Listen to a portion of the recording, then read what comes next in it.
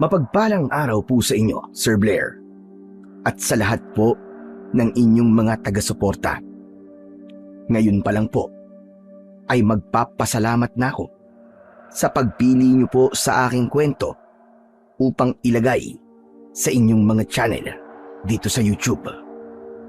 Sa ibabahagi ko pong kwento ay hindi lamang katatakutan ang gusto kong ibahagi, kundi ang katotohanan na ang panloloko at panlalamang sa kapwa ay walang magandang maidudulot. Ang kwento ng aking buhay ang masasabi ko na isang patunay na totoo ang bagay na yan.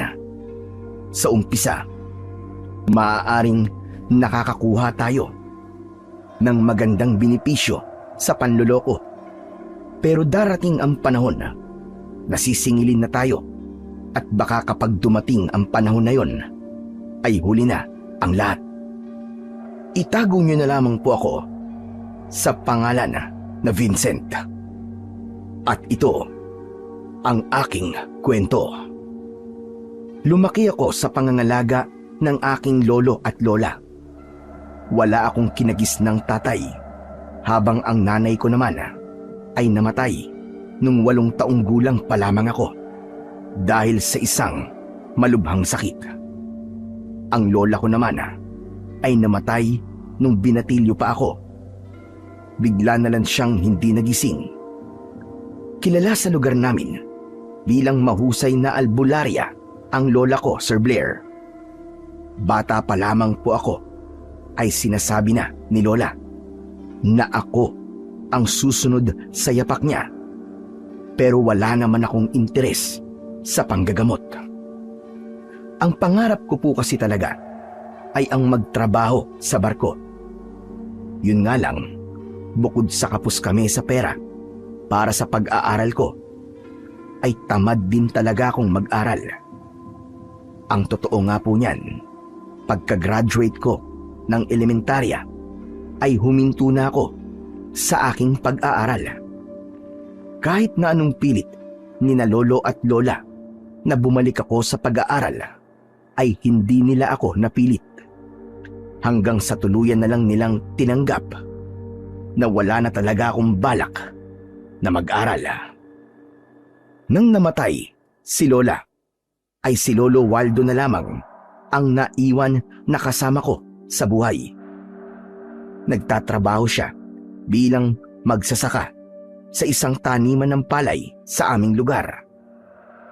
Habang ako naman ay kung ano-ano lang ang ginagawa sa buhay. Natuto akong manloko ng mga tao para lamang magkapera. Gaya na lamang ng pagtitinda ko ng peking ginto at mga alahas. Sa lahat ng mga kalokohan ko na yon ay kasama ko ang matalik kong kaibigan na si Ronron. Madalas ay siya ang nakakaisip ng mga gagawin namin para magkapera. Isang hapon, nakatambay ako sa itaas ng burol na malapit sa aming barangay. Kumakain ako ng nilagang mais habang nakatanaw sa unti-unting paglubog ng araw. Napapitlag ako nang tumabi sa akin si Ronron. Inagaw niya ang kinakain kong mais at kumagat siya roon. "Hoy, ano ba?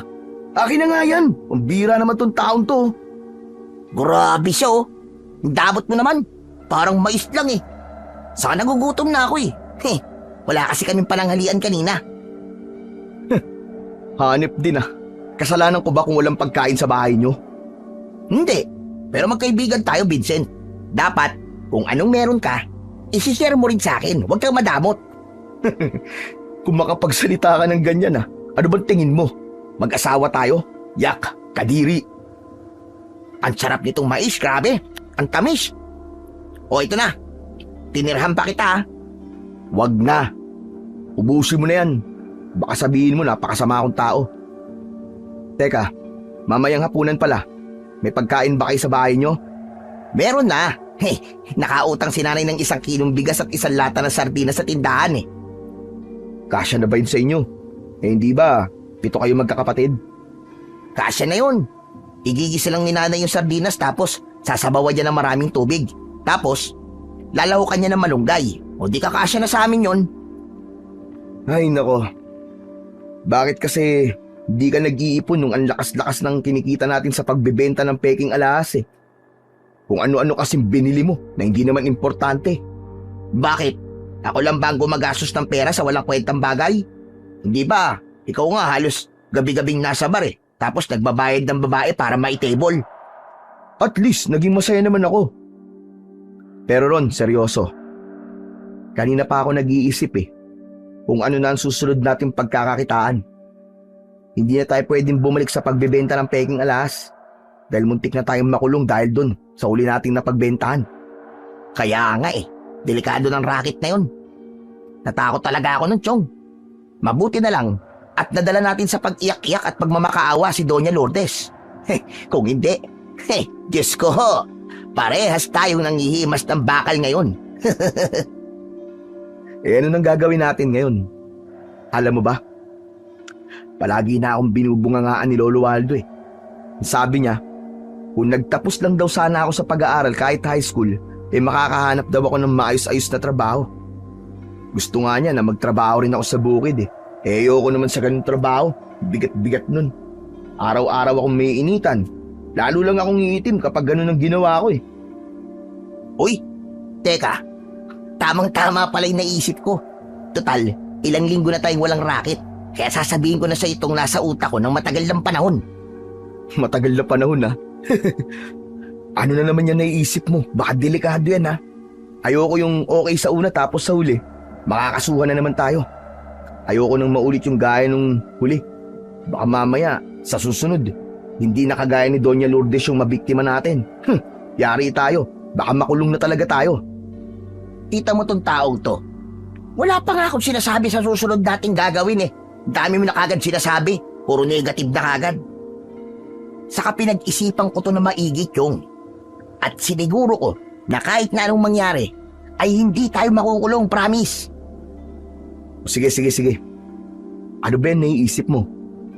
Ganito kasi, Chong. Hindi ba? Kilalang albularya ang lola mo nung nabubuhay pa siya. Oo naman. Hindi lang dito sa lugar natin, kundi kilala rin siya sa ibang lugar. Bakit ba yun? Ganito ang gagawin natin. Makinig ka mabuti, ha? Magpapanggap kang albularyo. Ha? Ano bang kalokohan niyang sinasabi mo? At paano ko naman gagawin yun, Aber? Saka tingin mo ba, may maniniwala sa akin na may kakayahan akong manggamot? Pambira ka, oo. May mga nakakaalam na sinubukan ni Lola na turuan ako ng kaalaman niya. Pero ayoko. At alam din ng mga tao na hindi ako nag-aral para maging manggagamot. Wala. Negative yan. Malabo pa sa ihi ng lasing. Hindi ba ang usapan natin ay huwag mag-iisip ng negatibo kung hindi pala gagawa ang plano? O ano yung ginagawa mo ngayon? Oo nga. Pero iba kasi yung naiisip mo na yan eh. Imposible talaga may maniniwala sa akin na kaya kong manggamot. Saka baka unang araw pa lang siguro na gagawin natin yan eh. Malalaman na kagad ng mga tao na isa akong peking albularyo. Dahil hindi gagaling yung mga nagpapagamot sa akin. Kaya nga ang gagawin natin ay itatanim natin sa utak ng mga tao na magaling kang albularyo. Tapos, kapag sobrang naniniwala na sila, ay iisipin nila na gumagaling sila kahit papano kapag nagpapagamot sila sa'yo. Pero ang totoo, walang nagbago sa kondisyon nila. Ang utak lang nila ang nagkukumbinsi sa kanila na gumaling sila. Kasi nga, malaki ang tiwala eh. At paniniwala nila sa'yo. May tawag sa ganun. Kaya lang, nakalimutan ko na yung tawag eh. Sige nga, sabihin mo sa akin kung paano maniniwala ang mga tao na isa akong albularyo. Kapag nagawa mo akong kumbinsin, papayag na ako sa plano mo na yan. Simple lang. Sisimulan natin yon sa Lolo Waldo mo. Sasabihin mo na nanaginip ka at kinausap ka ng lola mo. Sasabihin mo sa kanya na sinabi sa'yo ng lola mo na ibinigay nila sa'yo ang kakayahan niya sa panggagamot. Tapos, kakukuntsabahin ko yung kapatid ko na kunwari may sakit siya. Tapos, napagaling mo siya. Ako na ang bahalang magpakalat sa mga tao na ikaw lang ang nakapagpagaling sa kapatid ko. Tapos, kapag marami nang nakakaalam na mahusay kang albularyo, aba, syempre, dadagsain ka na ng mga tao at kikita na ulit tayo ng pera. Malay mo, ito na pala ang sagot para yumaman tayo dalawa. Sandali kong pinag-isipan ang mga sinabi ni Ronron. Dahil masyadong detalyado ang pagkakalatag niya ng mga dapat naming gawin, ay nalaman kong matagal niya na yung pinlano. Paano kapag nabuko tayo? Di syempre hindi tayo aamin. Papanindigan natin hanggang sa huli na totoo kang albularyo. Tapos titigil na tayo. Siguro naman sa panahon na yon ay meron na tayong maraming pera. Sige, pumapayag na ako sa gusto mo. Siguraduhin mo lang na hindi tayo papalpak. Ipapaalala ko lang sa'yo na ang lahat ng alaala at reputasyon ng lola ko nakasalalay dito. Nananahimik na yung patay. Idadamay pa natin sa kalokohan natin. Ano ka ba naman, Chong? Maiintindihan ka ng lola mo sa gagawin natin. Baka nga matuwa pa yun kapag yumaman kayo dahil sa gagamitin natin ang tiwala ng mga tao sa kanya noon para kumita tayo ng pera. O na. Kinakabahan lang ako pero sa tingin ko, maayos naman ang pagkakaplano mo eh. Sige, hayaan mo bukas. Sisimulan ko na to. Sasabihin ko kay Lolo na nagpakita si Lola sa panaginip ko kahit hindi naman talaga. Ayos! Hindi na ako makapaghintay na yumaman tayo, pare. Nakangiti kong tinignan ang papalubog na araw. Nagpakawala ako ng malalim na paghinga at sa utak ko ay naglaro ang mga bagay na mangyayari kapag naging matagumpay ang gagawin namin ni Ronron. Sigurado ako na magkakaroon kami ng maraming pera kapag dinagsa ako ng mga tao. Nang panahon na yon ay wala akong nararamdamang sundot ng konsensya dahil ang tanging nasa utak ko lamang ay ang kumita ng pera. Matapos naming mag-usap ni Ronron, ay umuwi na ako sa bahay. Naabutan ko doon si Lolo Waldo na naghahain ng hapunan. Merong pritong tilapia at ginisang pechay sa lamesa. Mabuti naman at naisipan mo pang umuwi. Muntik na akong kumain mag-isa at ubusan ka ng pagkain. Saan ka na naman ba nanggaling, ha? Siguro'y magkasama na naman kayo ni Ronron at nagpaplano na naman kayo sa susunod yung gagawin na panloloko sa mga tao. Ano, tama ba ako? Magkasama nga po kami ni Ronron, pero wala po kaming pinaplanong masama. Pambira naman kayo. Nadala na po ako sa nangyari nung nagbenta kami ng peking alahas kasi muntik na po kami makulong dun eh. Mabuti naman kung ganon. Pero sana ay totoo yung sinabi mo. Dahil sa susunod na manloko ulit kayo ng tao para lang magkaroon ng pera, ay ako na mismo ang magpapakulong sa inyong dalawa. Mga lintik kayo. Hindi kita pinalaki ng ganyan, Vincent. Noon pa man, ay palagi kong sinasabi sa iyo na mas mabuti ng maliit ang perang kinikita natin. Basta hindi galing sa pagnanakaw at panloloko. Huwag po kayong mag-alala, Lolo Waldo. Kasi simula po ngayon, ay magbabago na po ako. Maniwala po kayo. Ikaw, magbabago! Diyos ko po! Bakit ba ayaw niyo maniwala, Lo? Alam niyo po kasi ganito yan eh. Nito pong mga nakaraang gabi, palagi ko na lamang po napapanaginipan si Lola. Hindi na ako nagtaka kung palagi nagpapakita ang lola mo sa panaginip mo. Malamang ay binubungangaan ka niya dahil sa mga desisyon mo sa buhay mo. Hindi po, Lo. Mali po kayo. Ano po kasi, basta, parang may gusto po siyang sabihin sa akin, pero hindi ko po maintindihan. Kaya nga po kanina nagpasama po ako kay Ronron sa sementeryo. Dinalaw ko po rin si Lola at sinabi ko sa kanya na sa susunod po na mapapanaginipan ko siya, ay ayusin na po niya yung pagsasalita niya sa panaginip ko para maintindihan ko po kung ano ba talaga ang gusto niyang ipahiwatig sa akin. Ano naman kaya ang gusto niyang ipahiwatig sa'yo? Hindi ko nga po alam eh. Hayaan niyo, kapag naging malinaw na po ang pagsasalita ni Lola sa panaginip ko, ay kayo po ang unang-una kong pagsasabihan. Panaginip lang naman yan. Minsan ay walang ibig sabihin ng mga yan. Ang mabuti pa'y umupo ka na rito para makakain na tayo at kanina pa akong nagugutom. Umupo na ako at nagsandok ng kanin at ulam. Lihim akong napangiti dahil alam ko na sa pagkakataon na yon ay naitanim ko sa utak ni Lolo Waldo na merong mensahe na nais iparating si Lola sa akin.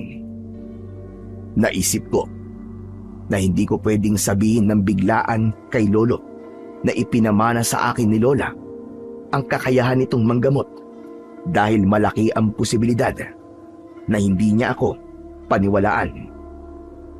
Bago ako matulog sa gabing yon, ay inihanda ko na ang sarili ko sa pinakamalaking kasinungalingan na sasabihin ko kay Lolo Waldo. Kahit alam ko na mali ang gagawin ko, ay ipinagdasal ko pa rin sa Diyos ang tagumpay namin ni Ronron. Sinabi ko sa Diyos na maganda ang hangarin ko, kaya ko yun gagawin. Dahil hindi lang yun para sa akin, kundi maging kay Lolo Waldo na rin. Pangarap ko kasi talaga na huminto na sa pagtatrabaho si Lolo dahil matanda na siya. Ang gusto ko ay nasa bahay lang siya at nagpapahinga. At yun na nga, pagkagising ko kinabukasan ng umaga, ay naghahanda na si Lolo Waldo ng aming almusal.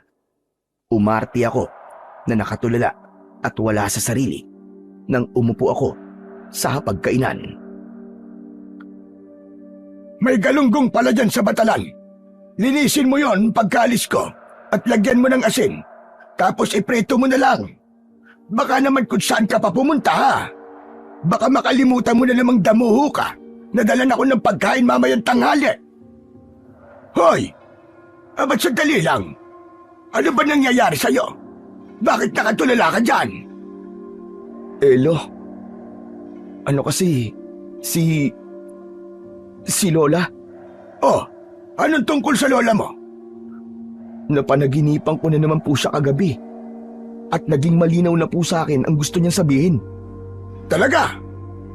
Ano ba sinabi sa'yo ng lola mo at nagkakaganyan ka? Para ka natuklaw ng ahas sa itsura mo. Lo, hindi po kayo maniniwala. Pero ang sabi po sa akin ni Lola ay kailangan ko pong ipagpatuloy ang nasimulan niya. Ang sabi po niya ibinigay na po niya sa akin ang kakayahan niya sa panggagamot. Tapos nung naalimpungatan po ko, nakita ko po si Lola na nakaupo po sa tabi ko at hinahawakan niya po ang isa kong kamay. Naramdaman ko po na para bang meron po siyang ipinasa sa akin at sigurado po ako na yun po ay ang kakayahan niya sa panggagamot. Ang totoo nga po niyan para pong nararamdaman ko na may kakaiba po sa katawan ko ngayon. Tignan niyo po at nanginginig pa mga kamay ko, tignan niyo. Totoo ba yung sinasabi mo, iyo? Tsaka bakit naman ipapamana sa'yo ng lola mo ang kakayahan niyang manggamot? Hindi ba alam naman niya na ayaw mo maging albularyo? Hindi po ako sigurado Pero pakiramdam ko ay gusto po talaga ni Lola na wag mawala sa pamilya natin ang panggagamot. Kaya naisip po niya na ibigay po sa akin yun. Teka, parang niloloko mo naman ako. Posible ba na ibigay ng lola mo ang kakayahan niya sa pamamagitan lamang ng panaginip? Aba, malay po natin. Ewan ko kay Lola. Sa panahon po ngayon, lahat naman po ng imposible, nagiging posible na. Lo, baka ito na po ang panahon para ipagpatuloy ko na simulan ni Lola. Kung noon po, tinanggihan ko po ito. Ngayon, buong puso ko na po itong tinatanggap. Hindi ko alam kung maniniwala ba ako sa sinasabi mo, Vincent. Kilala kita Kapag sa kalokohan, ikaw ang numero 1. Di ko naman po kayo pinipilit na maniwala Pero tignan po muna natin ang mga mangyayari sa susunod na mga araw. Kahit po kasi ako hindi masyadong naniniwala na nasa akin na po ang kakayahan ni Lola sa panggagamot. Umarte ako na parang manghang-mangha habang pinagmamasdan ang aking mga kamay. Pasimple kong sinulyapan si Lolo Waldo at seryoso siyang nakatingin sa kawalan habang tila nag-iisip. Sa palagay ko, ay napapaisip si Lolo kung totoo ba ang nangyayari at para sa akin ay isa yung magandang bagay. Ibig sabihin ay may malaking posibilidad na darating ang panahon na maging si Lolo Waldo ay mapapaniwala namin ni Ronron sa binabalak naming malaking panloloko sa aming baryo. Nang nakaalis na si Lolo Waldo para magtrabaho, ay siyang pagdating naman ni Ronron. Sigurado ko na kanina pa siya nasa labas at talagang hinintay niyang makaalis si Lolo. O ano, Chong? Kumusta? Nagawa mo na ba yung unang step ng plano natin? Oo, Chong. Sinabi ko na kanina kay Lolo na nagpakita si Lola sa panaginip ko at ipinasa niya sa akin ang kakayahan niya sa panggagamot. O anong nangyari? Napaniwala mo ba ang lolo mo? Base kasi sa naging reaksyon niya kanina, ay mukhang di pa siya naniniwala ng lubusan eh. Siyempre, normal naman yun. Sa una, hindi pa siya talaga maniniwala. Kaya kailangan na kagad nating simulan yung pangalawang hakbang. At ikaw na ang bahala ron. Gawin mo na kagad yun para makapagsimula na ako sa panggagamot. O sige. Ako nang bahala sa bagay na yan. Nakausap ko naman na ang kapatid ko at pumayag naman siya. Basta, bibilang ko raw siya ng sapatos kapag kumita na tayo. Pagkatapos ng pag-uusap namin ni Ronron, ay umalis na siya para gawin ang dapat niyang gawin. Kinabahan ako, pero mas lamang ang aking pagkasabik dahil malaki ang tiwala ko sa planong yun ni Ronron. Para sa akin, yun ang pinakamaganda sa mga planong naisip niya kung paano kami magkakapera. Makalipas ang ilang araw, ay nalaman kong gumana ang ginawa ni Ronron. Naging usap-usapan kasi sa aming barangay na nagawa kong pagalingin ang kapatid ni Ronron sa sakit nito. Nagkunwari kasi ang kapatid niya na merong mataas na lagnat at nagdidiliryo kahit hindi naman talaga nangyari. Sinabi ni Ronron na pinagaling ko ang kanyang kapatid. Isang hapon, habang nasa bahay ako, ay inilabas ko ang mga gamit ng aking lola sa panggagamot. Nakalagay yon sa isang malaking baul. Sinadya ko na maabutan ako ni Lolo Waldo na pinakikialaman ang mga yon. Kaya nang dumating si Lolo Waldo, ay umupo siya at pinagmasdan ako habang isa-isa kong hinahawakan ang mga gamit ni Lola. Hoy! Anong ginagawa mo? Bakit mo inilalabas sa mga gamit na yan? Lo, hindi ko po may paliwanag eh. Pero parang tinatawag po ako ng mga gamit ni Lola sa panggagamot. Parang sinasabi nila sa akin na oras na para ako naman ang gumamit sa kanila. Kalat na ngayon dito sa barangay natin. Ang nagawa mong pagalingin ang kapatid ni Ronron. Sabihin mo nga sa akin ang totoo. Paano mo yun nagawa? Lo, ang totoo niyan hindi ko rin po talaga alam eh. Nung isang araw po kasi, lumapit si Ronron sa akin, umiiyak po siya dahil sobrang taas daw po ng lagnat ng kapatid niya. Nagdidiliri raw po, tapos tumitirik na po ang mga mata. Yun, pumunta po ako sa bahay nila at sobra po akong naawa nang nakita ko po ang kapatid niya. Naalala ko po yung ginagawa nun ni Lola. Hinawakan ko lang po yung ulo ng kapatid ni Ronron at may mga salitang kusang lumabas sa bibig ko. Pagkatapos po nun, aba, parang himala po na nawala ang mataas na lagnat ng kapatid ni Ronron. Siguro nga, ay totoo na ibinigay na sa'yo ng lola mo ang kakayahan niya sa panggagamot. Hindi ko alam kung paano yun nangyari. Pero sa ngayon, ay naniniwala na ako sa'yo, Apo. Huwag ka na kasing magduda, Lo. Sa totoo lang po ayoko naman talagang maging albularyo. Pero nung kinausap po ako ni Lola sa panaginip ko, ay doon ko na po naintindihan na kailangan merong magpatuloy ng ginagawa niya. At dahil ako nag-iisa niyang apo na nakasama niya ng matagal, dapat ako po ang gumawa nun. Ano na ang plano mo ngayon? Kayo po, Lo. Sa tingin niyo po, ano po ba dapat kong gawin ngayon? Ano ba nasa utak mo ngayon, Apo? Iniisip mo ba na dapat manggamot ka na? Opo, yun lang po kasi ang nakikita kong dahilan kung bakit po ipinagkatiwala talaga ni Lola sa akin ang kanyang kakayahan. Para sa akin, ay huwag ka munang magpadalos-dalos. Pag-isipan mo kung kaya mo ba talagang gampanan ang tungkulin na yan. Tandaan mo na kapag sinimulan mo na yan, ay habang buhay mo nang gagawin yan. Kagaya na lamang ng ginawa ng lola mo, na simula nang natuto siya na manggamot ng mga may sakit, ay hindi na siya huminto. Hanggang sa kamatayan niya, ay isa pa rin siyang albularya. Tama po kayo, Lolo Waldo. Hindi ko po dapat madaliin ang lahat. Hindi po tama na magpapadalos-dalos ako. Hayaan niyo po. At sa pagkakataong ito, ay susundin ko po ang sinabi niyo. Ngumiti ako kay Lolo Waldo. Marahan siyang tumango at saka siya nagtungo sa maliit naming kusina para magluto ng aming hapunan. Nang sandaling yon, ay sigurado na ako na magiging matagumpay ang plano namin ni Ronron. Hindi na ako makapaghintay na dagsain ako ng mga taong mapapaniwala ko na isa akong totoong albularyo. Kinabukasan, nagulat ako nang pag-alis ni Lolo Waldo ay may mga taong dumating para magpagamot sa akin. Kinabahan ako dahil hindi ako handa. Mabuti na lamang at dumating si Ronron. Isinarado niya ang pinto ng bahay namin at saka kami nag-usap ng pabulong. Ano nangyayari, Ronron? Bakit ang daming tao na nagpunta rito ngayon para magpagamot? Hindi ba? Ang sabi ko, maganda ka sa mga mangyayari sa susunod na araw. Sa tingin ko, marami na talagang nakaalam na napagaling mong kapatid ko. Siyempre, alam nila na apo ka ng pinakamagaling na albularya dito sa atin. Kaya may tiwala kagad sila na magaling ka rin. Sinabi ko naman kay Lolo na hindi ako magpapadalos-dalos sa desisyon ko na magiging albularyo ko. Ano kaya kung paalisin muna natin yung mga tao sa labas?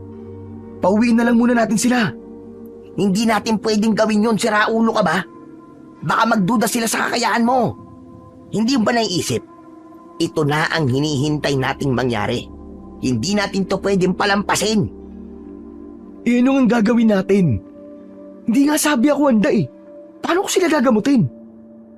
Nakikita mo naman siguro kung paano manggamot ang lola mo dati, di ba? Gawin mo lang yung ginagawa niya. Ikaw nang bahala ron. Basta't ang importante, mapaniwala mo sila na totoo ang panggagamot mo. Ikaw, anong gagawin mo? Alangan naman na ako lang ang kikilos dito. Alangan naman na pabayaan kita. Siyempre, tutulungan kita, no? Ako ang bahala sa mga tao sa labas. Aayusin ko ang pila, saka bibigyan kita ng sapat na oras para makapaganda. Ilang minuto ba ang kailangan mo para maihanda mga gamit mo? Siguro kahit mga 5 minuto pwede na yun. Sige, 5 minuto. Basta ayusin mo ang setup mo. Yung kapag pumasok sila rito, ay mararamdaman kagad nila na isa kang tunay na albularyo. Oo na. Ako nang bahala rito. Sige na, lumabas ka na para makapagsimula na ako. Nagmamadaling lumabas si Ronron. Agad kong isinarado ang pinto. Narinig ko na sinabi ni Ronron sa mga tao na maghahanda lang ako at maya-maya rin ay magsisimula na ako sa panggagamot. Bigla kong kinabahan ng mga sandaling yon. Alam ko naman na normal lang yon dahil yun ang unang beses na magpapanggap akong albularyo. Pero hindi na ako pwedeng umatras. Hindi ko pwedeng sayangin ang mga ginawa namin ni Ronron para lang puntahan ako ng mga taong may sakit. Mabilis akong kumilos. Inilabas ko ang baul ng mga gamit ni Lola sa panggagamot. Ang iba ay inilagay ko sa lamesa na nasa gitna ng aming sala. Isinuot ko rin ang ilang medalyon na naroon para mas magmukhang kapani-paniwala ang aking pagpapanggap. Nagtupi rin ako ng bandanang pula at itinali ko yun paikot sa aking noo gaya ng mga nakikita kong albularyo sa pelikula. Hindi nagtagal ay binuksan ko na ang pinto at nakataas ang noo na tinignan ko ang mga taong nasa harapan ng aming bahay. Ayos, mukhang handa ng manggamot ang susunod na pinakamagaling na albularyo sa ating barangay. Pasensya na po kung pinaghintay ko kayo ng ilang minuto. Pero sisiguraduhin ko na sulit po ang inyong paghihintay dahil kayo ay pagagalingin ko sa inyong mga karamdaman. Basta't maniwala lamang kayo sa aking kakayahan at kapangyarihan. Ronron, sino ang una kong gagamutin? Ito. Si Aling Malu. Ang sabi niya ay 1 linggo niya nang hindi na igagalaw ang mga daliri sa kaliwa niyang kamay. Halika, Aling Malu. Pumasok ka sa aming bahay para masimulan ko na ang panggagamot ko sa iyong kamay. Umupo ako sa upuang nasa sala. Maya-maya pa ay pumasok si Aling Malu kasama si Ronron. Umupo si Aling Malu sa harapan ko at hinawakan ko ang kanyang kanang kamay. Nararamdaman ko na kagad na may mga ugat na naipit sa kamay mong ito. Vincent, hindi yung kanang kamay ni Aling Malu may problema. yung kaliwang kamay niya. Ganun ba? Nagkamali lang. Pero nararamdaman ko, ang kanang kamay niya ay magkakaroon din ng problema. Kaya kailangan magamot na kagad to sa lalong madaling panahon para maagapan. Medyo kinabahan ako dahil nagkamali ako. Pero mabuti na lang at naging mabilis ang isip ko ng mga sandaling yon at nakagawa kagad ako ng palusot. Sa palagay ko ay hindi nakahalata si Aling Malu sa pagkakamali ko na yon. May kinuha akong itim na bato sa baul ni Lola at idinampi-dampi ko yon sa kaliwang kamay ni Aling Malu. Pumikit ako, saka umusal ako ng gawa-gawang orasyon. Linggaga, linggaga, may ka. Linggaga, linggaga, may ka. Sabayan niyo ako, Aling Malu, para mas maging epektibo ang orasyon. Tila mga utu-utong sumabay sina Ronron at Aling Malu sa peking orasyon ko. Makalipas ang ilang sandali, ay nagkunwari akong humihingal. Ayos na. Tapos ko na po kayong gamutin. Asahan niyo, Aling Malu, na makalipas lamang ang ilang araw, ay maigagalaw niyo na po ng mabuti ang mga daliri niyo. Kung hindi pa rin niyang gumaling, ay bumalik na lang kayo rito sa akin. Labis na nagpasalamat si Aling Malu sa akin. Si Ronron ang naningil sa kanya. Nang lumabas na si Aling Malu, ay tuwang-tuwa kaming nag-apir ni Ronron. Ayos! Ang sarap sa pakiramdam na meron na tayong buena mano. Sa tingin mo ba, naniwala si Aling Malu sa ginawa ko? Oo naman. Nakita mo naman na mangyak-ngyak pa nga siya habang nagpapasalamat sa'yo eh. Pero Chong, grabe ka. Ang galing mo. Hindi ko akalain na meron ka palang alam na orasyon. Sira ulo, hindi orasyon yun. Gawa-gawa ko lang yun. Binaligtad ko lang yung mga salitang gagaling ang kamay mo. Anak ng putya, oh. Napakahusay mo talaga. Pati ako na paniwala mo eh. Siyempre, kailangan ko talagang galingan para mas marami maniwala sa atin. O sige na. Mamaya na tayo mag-usap. Papasukin mo na yung susunod para matapos na tayo rito. Masayang lumabas si Ronron para tawagin ang susunod na magpapagamot. Maging ako ay masaya rin dahil naging maayos ang unang nagpagamot sa akin. Hindi nagtagal ay naging sunod-sunod na ang mga taong ginamot ko sa araw na yon. At habang umuunti ang mga tao sa labas, ay siyang pagdami naman ng perang napapasakamay namin ni Ronron. Bago sumapit ang tanghali, ay natapos na ako sa aking ginawang panggagamot.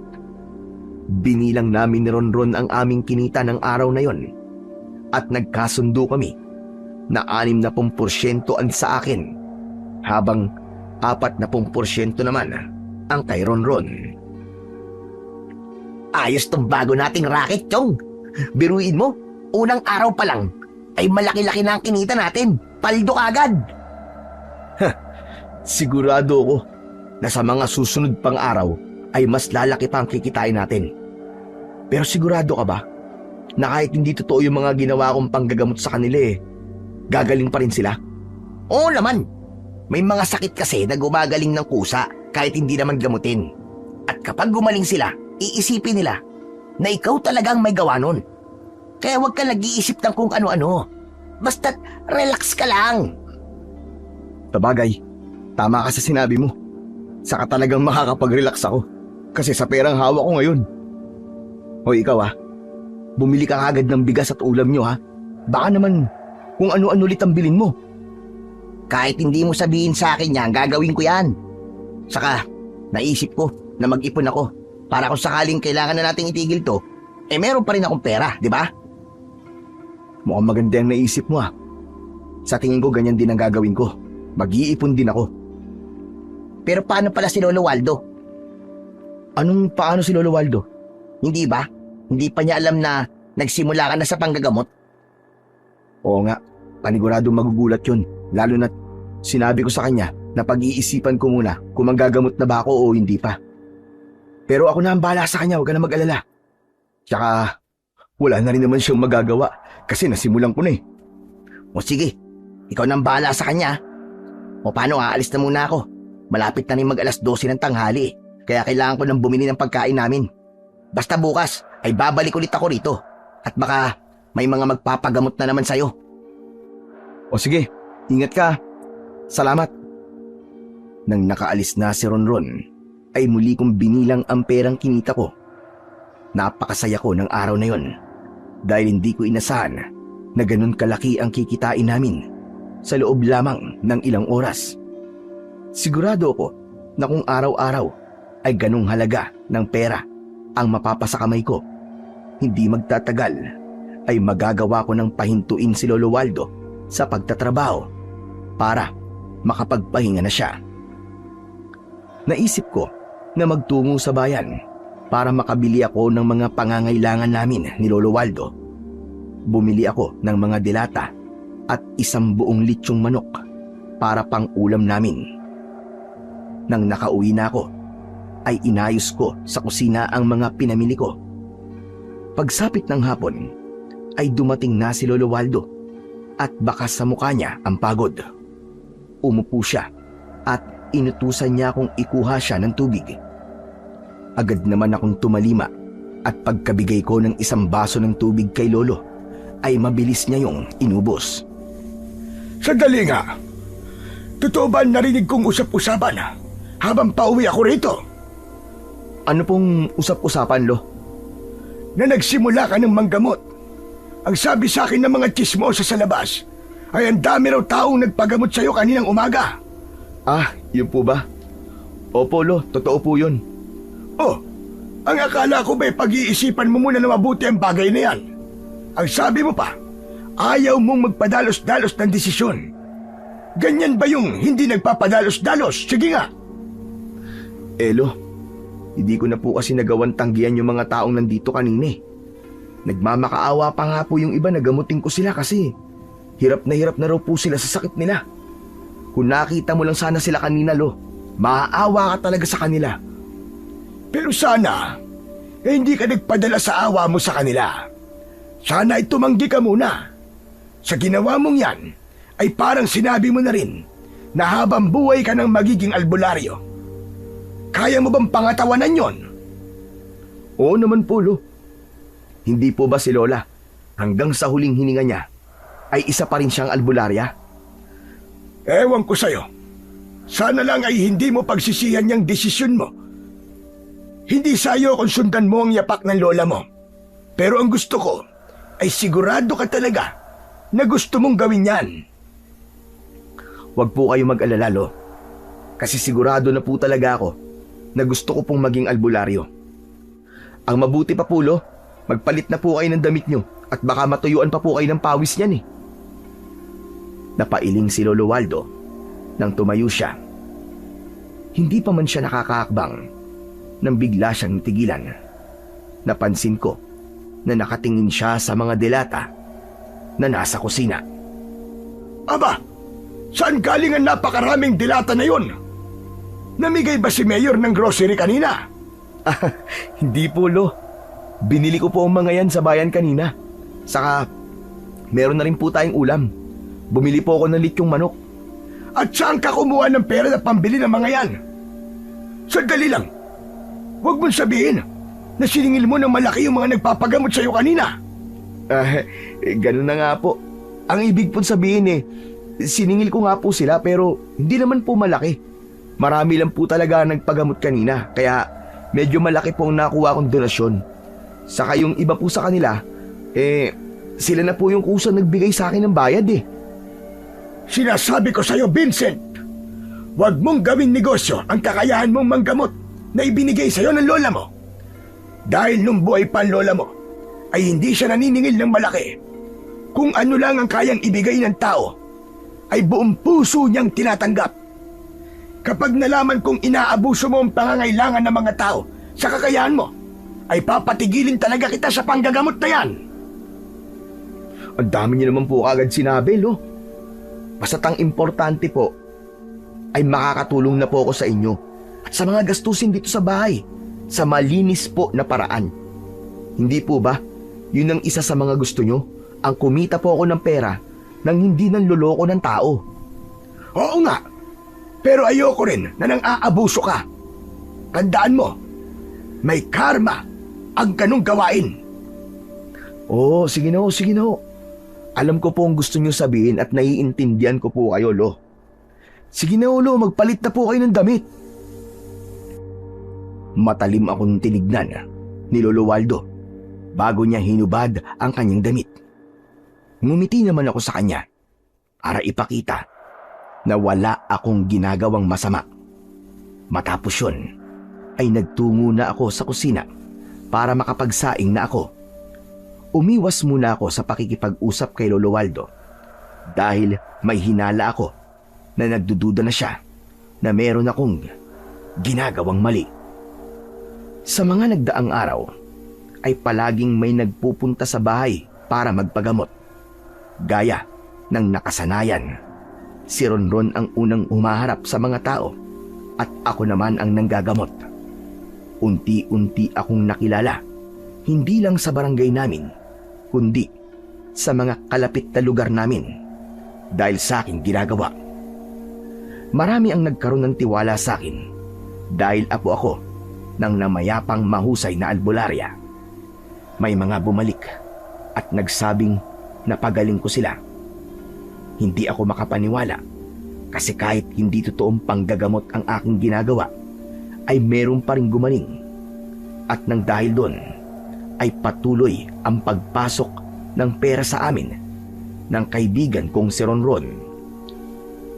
Hindi ko na naging problema pa si Lolo Waldo dahil tila tinanggap na niya na isa na talaga akong albularyo.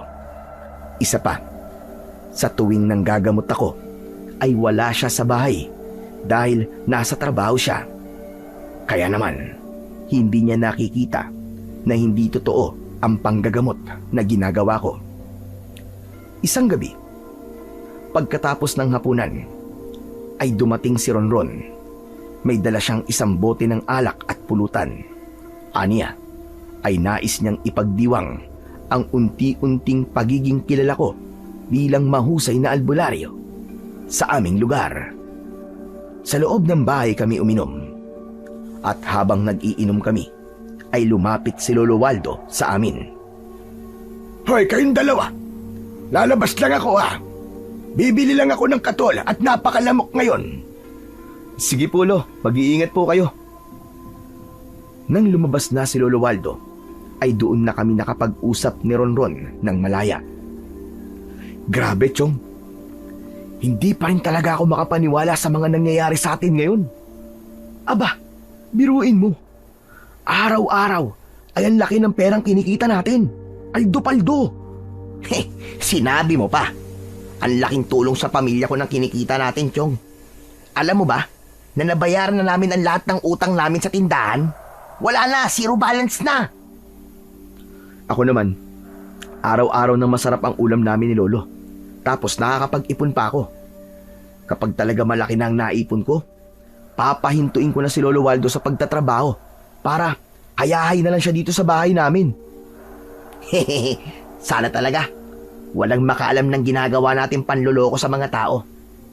Pero aminin mo, Chong, ito ang pinakamagandang ginawa natin sa buong buhay natin, di ba? Sumasang-ayon ako sa sinabi mong yan, Chong. Sa kanung una, ang akala ko talaga mahihirapan ako magpanggap na isang albularyo Pero hindi pala. Sobrang dali lang pala, lalo na at maraming mga may sakit na desperadong gumaling. Kahit nga si Lolo Waldo ay paniwalang paniwala na ibinigay ni Lola sa akin yung kakayahan niyang manggamot. Grabe, Chong. Sa tingin ko, pwede na nga ako maging artista kasi ang galing kong umarte. Napahinto ako sa pagsasalita nang napansin ko na nanlalaki ang mga mata ni Ronron. Nakaawang ang bibig niya at bakas sa mukha niya ang takot. Oh, ano nangyayari sa'yo? Tinamaan ka ba ng alak? Hoy, huwag kang umarte ng ganyan. Hindi pa nga natin nakakalahati yung bote. Vincent, si Lolo Waldo mo. Si Lolo? Anong tungkol sa kanya? Nasa may pintuan siya. Paglingon ko ay nagulat ako dahil nakatayo si Lolo Waldo sa pintuan. Matalim ang kanyang mga mata. Lumapit siya sa akin at malakas niya akong binatukan. Aray ko! Lolo naman! Bakit ba kayo nananakit? Walang hiya ka! Mabuti na lamang pala't bumalik ako kasi nakalimutan ko yung wallet ko. Dahil kung hindi, ay hindi ko maririnig ang lahat ng mga pinagsasasabi mong damuho ka! Vincent, Chong, labas muna ako, uuwi na ako. Walang uuwi! Hindi ka pwedeng umuwi, Ronron. Dito ka lang. Dahil magkasabwat kayo nitong tarantadong Vincent na ito sa kalokohang ginawa ninyo. Lo, teka lang naman, magpapaliwanag ako. Ano pa bang paliwanag ang kailangan ko marinig, ha? Sapat na ang mga lumabas sa bibig mo. Malinaw na nagpapanggap kang albularyo para manloko ng mga tao at kumita ng pera. Hindi mo na talaga ako binigyan ng kaihiyan. Lo, huwag naman po kayo sumigaw. Baka mamaya may makarinig sa inyo Wala akong pakialam kung may makarinig sa mga sinasabi ko. Mas maganda nga yun para malaman ng mga tao rito ang kalokohan ninyong dalawa. Hindi ba kayo nakukonsensya sa ginagawa nyo, ha? Paano nyo naaatim na gastusin ang perang galing sa panluloko nyo sa mga tao? Pero Lo, isipin nyo nilang po yung perang kinikita ko sa ginagawa namin ni Ronron. Malaki po yung natutulong nun sa atin, ha? Malay nyo po, makapagpatayo na po tayo ng sarili nating negosyo. Baka nga po yun ang maging dahilan para makaahon po tayo sa hirap Hindi ko gustong makaahon sa hirap sa maruming paraan. At seryoso ako sa sinasabi ko, Vincent. Kaya kitang ipagkanulo sa mga tao. Kapag hindi pa rin kayo tumigil, malalaman ng lahat na isa kang peking albularyo at wala akong pakialam kung balikan kayo ng lahat ng naloko ninyo. Matapos yun, ay muling lumabas si Lolo Waldo. Nababahalang nagkatinginan naman kami ni Ronron. Kasalanan mo to, pare. Tuloy-tuloy ka kasi sa pagsasalita kanina Malay ko ba na babalik si Lolo? Ano nang gagawin natin ngayon? Titigil na ba tayo? Hindi ko alam, Chong. Magulo pa ang utak ko ngayon Kailangan natin pag-isipan to na mabuti. Nagsalin ako ng alak sa aking baso at dire-diretso ko yung inubos. Hindi ako makapaniwala na malalaman kagad ni Lolo Waldo ang lahat. Kinabahan ako dahil sigurado ko na gagawin talaga ni Lolo ang sinabi niya kapag ipinagpatuloy ko ang pagpapanggap ko bilang isang albularyo. Kinabukasan ay hindi ako kinausap ni Lolo Waldo hanggang sa umalis siya ng bahay para magtrabaho. Hindi nagtagal ay dumating si Ronron at nag-usap kami sa loob ng bahay. Nakita ko yung nakapaskil dun sa bakod nyo Nakalagay na hindi ka muna manggagamot. Mukhang nakapagdesisyon ka na pala. Naisip ko kasi na sa ngayon ay mas mabuti na sundin muna natin si Lolo Waldo. Kailangan na isipin niya na itinigil ko na ang pagiging peking albularyo ko. Tama bang pagkakaintindi ko? Ang ibig mo bang sabihin ay pansamantala lang tayong titigil? O, kahit 1 buwan lang, magpahinga tayo. Pagkatapos, sa ibang lugar na tayo manggagamot. Hindi na dito, para hindi malaman ni Lolo ang ginagawa natin. Sasabihin ko na lang na may trabaho na ako sa bayan. O sa kung saan lugar. Para hindi siya magtaka kapag araw-araw akong umalis. Maganda nga yung naisip mo, Chong. Talagang ayaw mong pakawalan ng pagiging peking albularyo mo, ha? Siyempre, ang laki kaya ng kinikita natin dito. Sa gitna ng pag-uusap namin ni Ronron, ay may narinig kaming kumatok sa may pinto. Kinabahan ako dahil baka si Lolo Waldo yun at narinig na naman niya ang pinag-usapan namin ni Ronron. Tumayo ako para buksan ang pinto. Nakahinga ko ng maluwag dahil hindi si Lolo Waldo ang naroon, kundi isang lalaki na sa tansya ko ay nasa 40 na ang edad. Matangkad siya at malaki ang katawan. Makapal ang bigote at balbas niya. Sa bihis niya ay masasabi ko na may kaya siya sa buhay. Sino po kayo? Ano pong kailangan nyo? Ako si Amado. Nandito ako para kausapin ang kilalang albularyo na si Vincent. Ako po ang hinahanap nyo. Ako po si Vincent. Pero hindi po muna ako nang gagamot sa ngayon eh. Sa ibang albularyo na lang po kayo magpunta. Marami na akong pinuntang albularyo at lahat sila ay di napagaling ang sakit ng aking asawa. Marami rin na nagsabi sa akin na ikaw ay apo ng pinakamahusay na albularya. Kaya sigurado ko na gaya niya ay mahusay ka rin.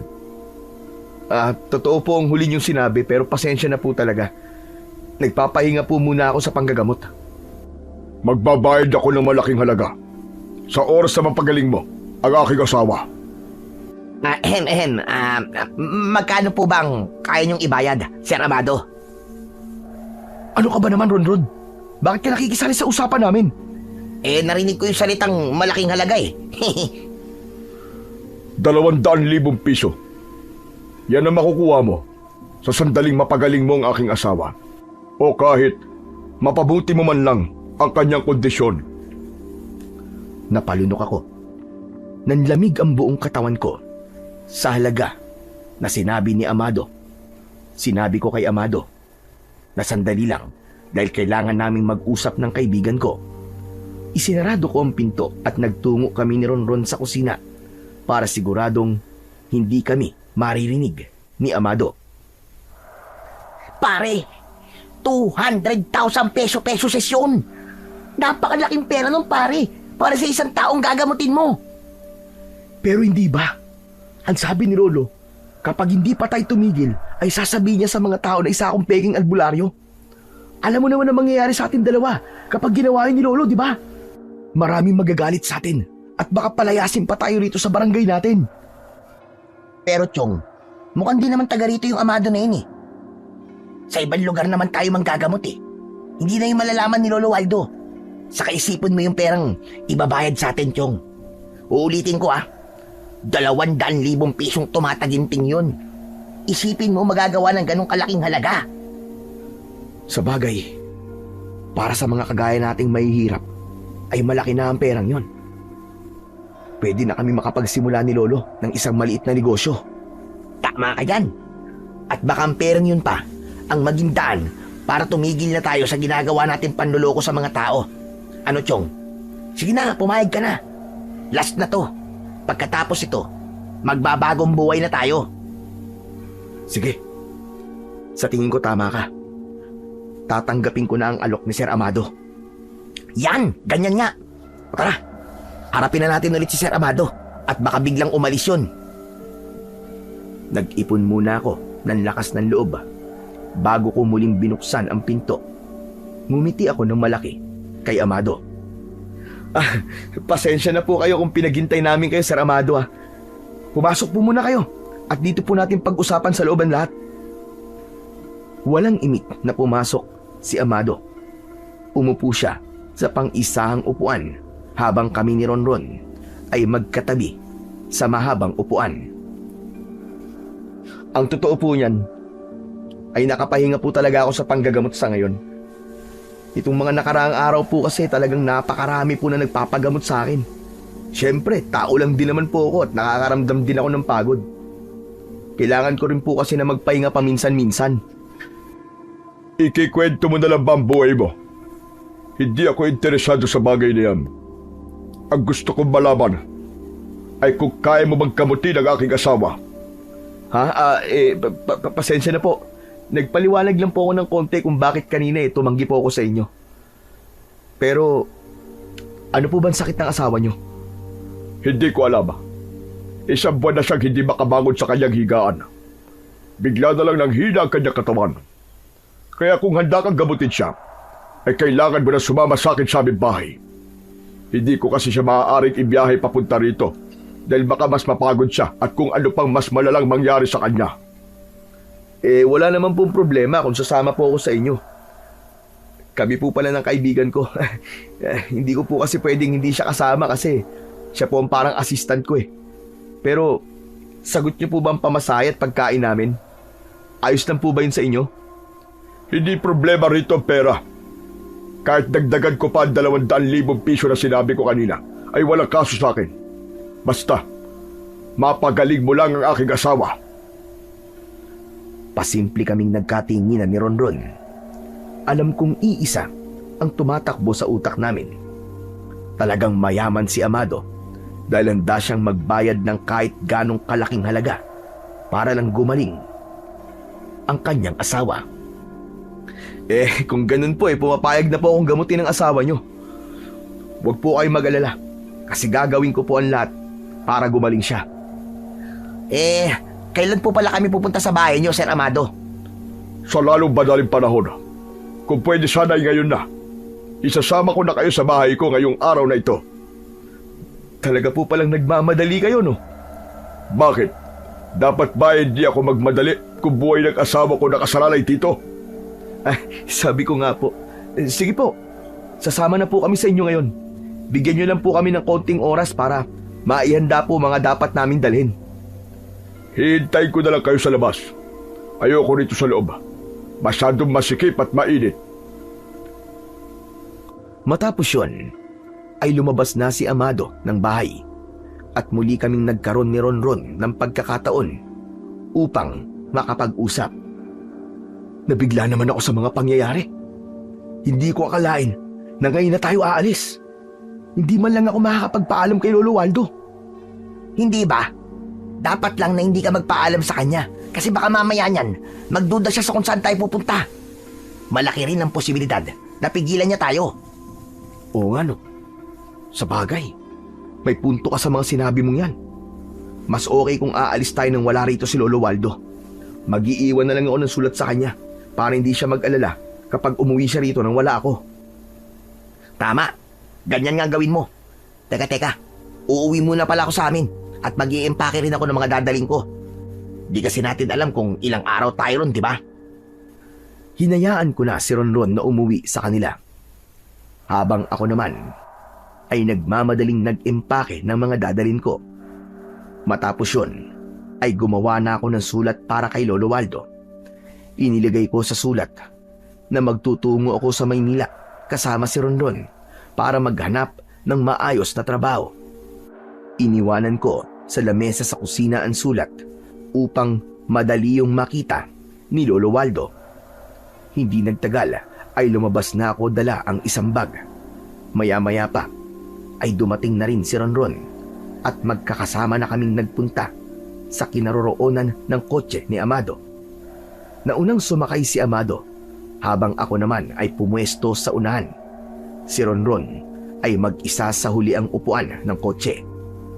Nang umandar ang kotse ay bigla akong kinabahan dahil yun ang unang beses na magtutungo kami ni Ronron sa ibang lugar upang maggamot. Habang nagmamaneo si Amado ay tahimik lang siya. Seryoso ang mukha niya at nakatuon ang kanyang mga mata sa kalsada. Kakaiba ang presensya niya. Yung tipo bang parang hindi namin siya pwedeng biruin ni Ronron. Alam ko na ganun din ang pakiramdam ni Ronron kay Amado. Kaya sa buong biyay ay tahimik siya na kagaya ko. Hapon na nang nakarating kami sa isang baku-bakung daan. Lumiko kami sa isang makipot na daan, papasok sa isang kagubatan. Napakaganda ng paligid, pero parang merong kakaiba na hindi ko maipaliwanag. Makalipas ang ilang sandali, ay inihinto ni Amado ang sasakyan. Sa unahan namin ay merong mababaw na ilog. Hanggang dito na lang ang kaya ng sasakyan ko. Hindi nito kayang tumawid sa ilog. Kailangan natin maglakad ng 10 minuto bago natin marating ang bahay ko. Wala pong problema. Sanay naman po kami sa lakaran eh. Sige na, bumaba na kayo at dalhin nyo na mga gamit ninyo. Agad kaming tumalima ni Ronron. Pagkababa namin ng kotse, ay agad na sumunod si Amado. Nauna siyang naglakad habang nasa likuran niya kami. Panay ang linga ko sa paligid. Hindi ko kasi akalain na nasa ganun lugar nakatayo ang bahay ni Amado. Matapos ang ilang minutong paglalakad, ay natanaw na namin ang isang malaking bahay na nakatayo sa gitna ng kagubatan. Nang nalapitan na namin yon, ay binuksan ni Amado ang pinto gamit ang isang susi. Pagpasok namin sa bahay, ay namangha ako sa laki nun. Walang masyadong gamit at medyo maalikabok ang paligid. Pasensya na kayo kung magulo at madumi ang aming bahay. Ang asawa ko kasi na si Belinda ang palaging naglilinis dito. Pero nandapuan siya ng kakaiba niyang sakit, ay hindi na nalinisan ang bahay namin. Kaya talagang napabayaan na ito. Ayos lang po, Sir Amado. Hindi ba, sabi nga kahit madumi ang bahay, basta tao nakatira. Manahimik ka nga, Ronron. Walang ganong kasabihan. Ay, sorry, wala ba? Parang may narinig kasi akong ganun Yung pinto sa kaliwa niyo ang magiging kwarto niyo. Alam ko napagod kayo sa biyahe, kaya magpahinga na muna kayo. Mamayang gabi, pagkatapos natin maghapunan, ay ipapakita ko sa inyo ang aking asawa. Kung may kailangan kayo, ay huwag kayo mahihiyang magsabi sa akin. Oo, maraming salamat po sa inyo, Sir Amado. Tinungo namin ni Ronron ang pintong itinuro sa amin ni Amado.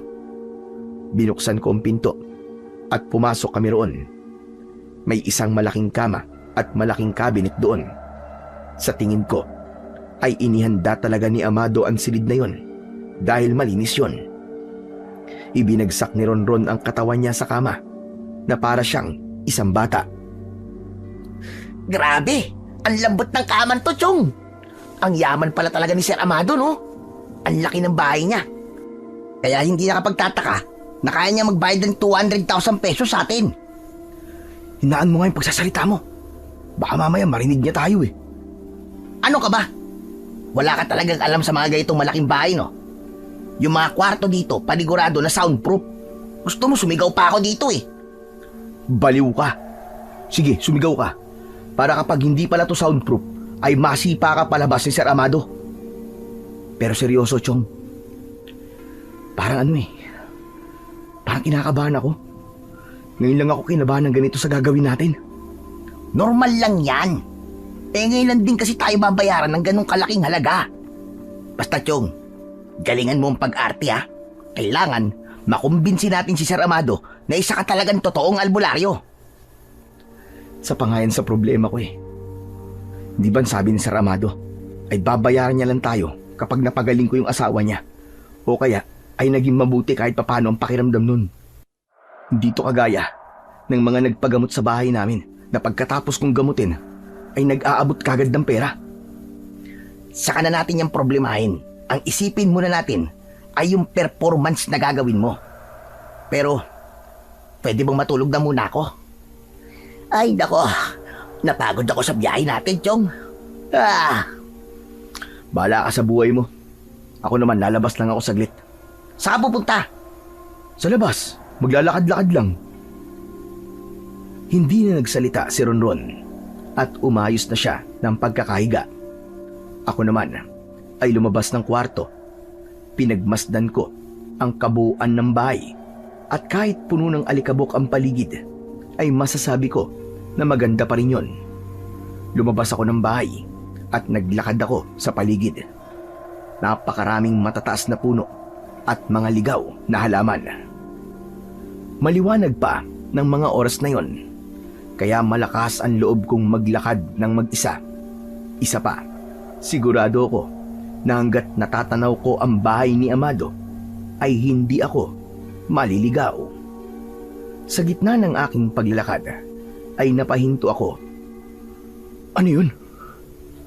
Ang baho ah! Parang amoy patay na daga. Hindi ko alam kung bakit hinanap ko pa ang pinanggagalingan ng napakabahong amoy. Hanggang sa nakita ko sa likod ng isang puno ang nabubulok na bangkay ng isang baboy ramo. Wakwak ang kanyang tiyan at pinagpipiestahan na siya ng mga langaw at uod. Natakot ako at napaatras.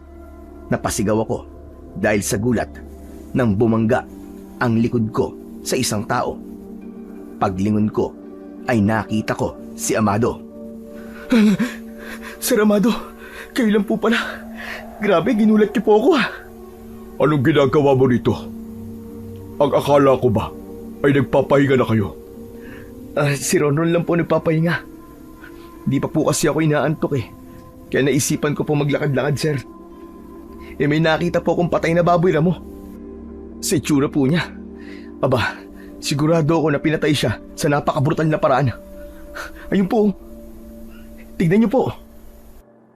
Normal na ang ganyan sa kagubatang ito. Ho? Paano pong naging normal? Hindi lang baboy ramo ang hayop na nasa kagubatang ito. May iba pang hayop na mas mabangis kaysa baboy ramo ang nandito. Anong hayop naman po yun? Wala akong ideya. Hindi ko rin alam. Kaya kung ako sa'yo, manatili ka na lang sa loob ng bahay at huwag kang lalabas. Mas ligtas ka ron kaysa dito. Maraming salamat po sa paalala nyo.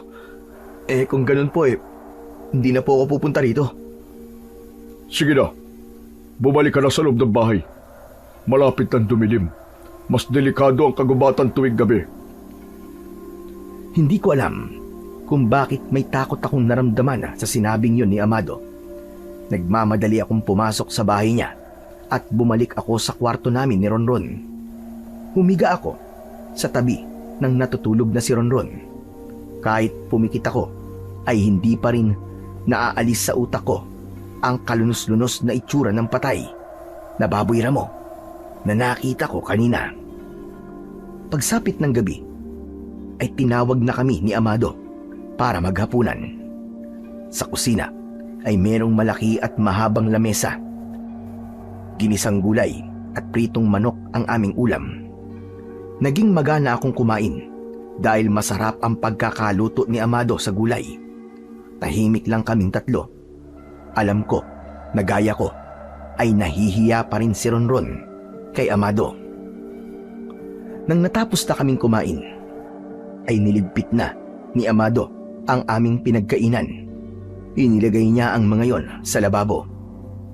Walang linya ng kuryente sa bahay na yon. Kandila at lampara lang ang pinagkukunan namin ng liwanag. Oras na para makita mo ang aking asawa, Vincent. Ang gusto ko ay alamin mo kung kaya mo ba siyang gamutin. Kung hindi ay magsabi ka kagad para hindi masayang ang aking oras. Nako, huwag po kayo mag-alala, sir. Apo ng pinakamahusay na albularya sa barangay namin tong kaibigan ko.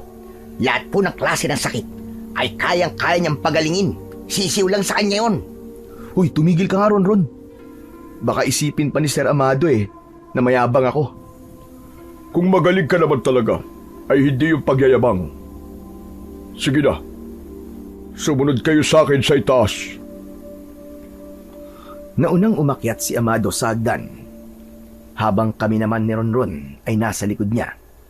Sa bawat hakbang ko sa mga baitang ng hagdan, ay palakas ng palakas ang kabog ng aking puso. Pagdating sa ikalawang palapag ng bahay, ay binuksan ni Amado ang isang pinto. Agad kaming sumunod ni Ronron sa kanya nang pumasok siya roon. Bahagya pa akong napaatras nang nakita ko ang isang babaeng halos butot balat na ang itsura na nakahiga sa kama. Nakapikit siya at mukhang natutulog. Para siyang isang bangkay na hindi pa naaagnas. Inilapag ni Amado ang lampara sa lamesa sa tabi ng kama at pinalapit niya kami. Nagdadalawang isip na lumapit kami ni Ronron sa tabi ng kama. Siya ang aking asawa na si Belinda. Ang totoo, may hinala ako na merong kumukulam sa kanya kaya siya nagkakaganyan. Napakalakas pa niya nun. Tapos isang araw, ay bigla na lang siya nang hina hanggang sa naging ganyan na siya. Nakakaawa naman po palang kalagayan ng asawa niyo, sir. Sa tingin ko po, ay napakabait niyang tao. Kung kinukulam po siya, malamang ay may malaking inggit ang gumagawa niyan sa kanya. Kaya nga nang malaman ko tungkol sa iyo ay nagkaroon ako ng konting pag-asa. Lalo na nang nalaman kong apo ka ng isang mahusay na albularya. Ngayon, maaari mo nang tignan ang aking asawa. Alamin mo kung kaya mo siyang pagalingin. Tumango ako at umupo ako sa gilid ng kama. Hinawakan ko ang kamay ni Belinda. Napakalamig ng kamay niya, pero may nararamdaman pa akong pulso. Kaya naman, sigurado ako na buhay pa siya. Nagkunwari akong nagko-concentrate sa aking ginagawa. Maya-maya pa, ay binitiwan ko ang kamay ni Belinda. Umiling ako habang pumapalatak. Bakit? Ano nangyari? Tama po kayo sa inala niyong kinukulam nga ang inyong asawa. Meron pong isang taong may malaking galit at inggit sa kanya. Sinasabi ko na nga ba? Kung sino man ang gumagawa niya kay Belinda, sana'y bumalik sa kanya ang lahat ng kasamaan niya at masigit pa. Pero ang tanong, kaya mo bang pagalingin ang aking asawa? Oo naman po, sir. Pero ano bang araw ngayon? Huwebes. Huwebes. Mangyaring tuwing Biyernes ng gabi po ay malakas ang aking kapangyarihan sa panggagamot. Kaya bukas ng gabi ko pa po pwedeng gamutin ang asawa niyo. Walang problema sa akin yun. Pwede pa naman kayo manatili dito ng ilang araw. Ayos lang sa akin yun. Sa ngayon po, dadasalan ko na lang po muna si Ma'am Belinda para mayroon po siyang pansamantalang proteksyon laban po sa kulam. Sige lang. Gawin mo ang dapat mong gawin. Inilapat ko ang isa kong kamay sa ulo ni Ma'am Belinda at ibinok ako ng mabilis ang aking bibig para magmukha akong umuusal ng dasal na tanging ako lamang ang nakakarinig. Pero ang totoo ay wala naman talaga akong dinadasal. Makalipas ang ilang sandali ay tinapos ko na ang pagdadasal at humingal ako para ipakita kay Amado na napagod ako. Grabe, mukhang malakas po ang mangkukulam, sir. Nakita niyo naman po, grabe ang paghingal ko. Hayop siya, kung sino man siya. Pero sir, wag po kayong mag-alala. Kasi bukas ng gabi, ay gagamutin ko na po ang asawa niyo. Ngayon pala kayo nagpapasalamat na ako sa iyo. Hindi ako nagsisisi na pinuntahan kita sa inyo. Matapos yun, ay nagpaalam na ako kay Amado na magpapahinga na kami ni Ronron. Paglabas namin sa kwartong yon, ay dumiretso na kami sa kwarto namin sa ibaba. Pagkasarado ko ng pinto, ay isang malalim na paghinga ang pinakawalan ko. Grabe pare, hindi ko alam na ganun pala kalala ang lagay ng asawa ni Sir Amado. Ayoko lang magsalita kanina kasi baka mamaya magalit siya. Nakita mo naman, di ba? Parang bangkay na yung asawa niya eh. Yun nga rin yung napansin ko eh. Nakakaawa talaga siya sobra. Pero sigurado ka bang kinulam si Ma'am Belinda? Siyempre hindi, sira ulo to. Ano bang alam ko sa ganung mga bagay? Di ba sinakyan ko lang naman yung hinala ni Sir Amado na may kumukulam sa asawa niya. Sinabi ko na lang sa kanya na bukas ko na lang ng gabi gagamutin yung asawa niya para magkaroon ako ng sapat na panahon para maganda. Galingan mo na lang bukas ng gabi, Chong. Kung kailangan mo ng tulong ko, magsabi ka lang sa akin. Bahala na bukas. Pero sana, mapaniwala natin si Sir Amado para makuha natin kagad yung pera. Ang mabuti pa matulog na tayo para bukas ay maaga tayo magising. Kailangan ay paghandaan natin ang palabas na ipapakita natin kay Sir Amado bukas ng gabi.